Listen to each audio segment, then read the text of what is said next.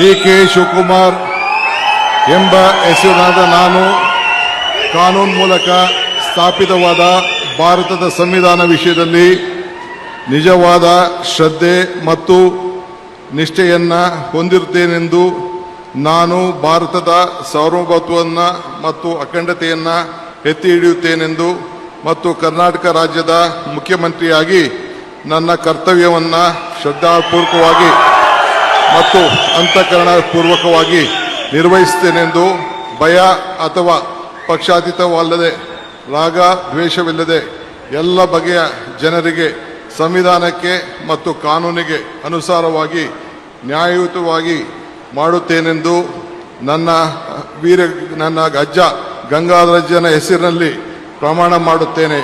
ಶ್ರದ್ಧಾಪೂರ್ವಕವಾಗಿ ಪ್ರತಿಜ್ಞೆಯನ್ನ ಮಾಡುತ್ತೇನೆ. ಮಾನ್ಯ ಮುಖ್ಯಮಂತ್ರಿಗಳು ಈಗ ಪ್ರಮಾಣ ವಚನಕ್ಕೆ ಸಹಿ ಮಾಡಲಿದ್ದಾರೆ.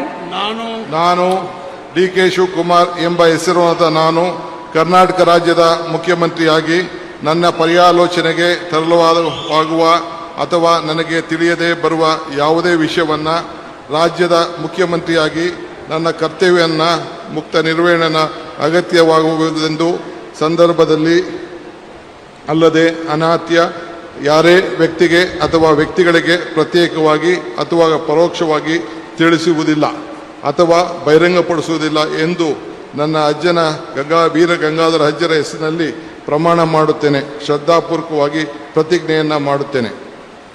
ಧನ್ಯವಾದಗಳು ಸರ್.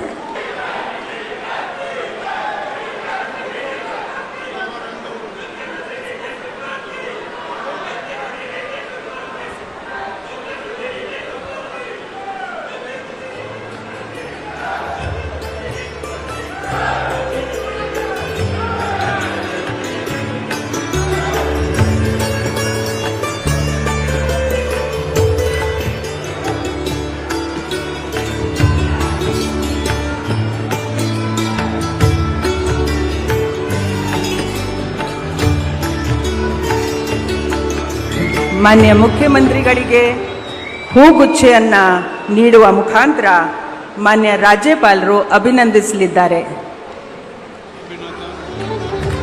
ಚಪ್ಪಾಳೆಯೊಂದಿಗೆ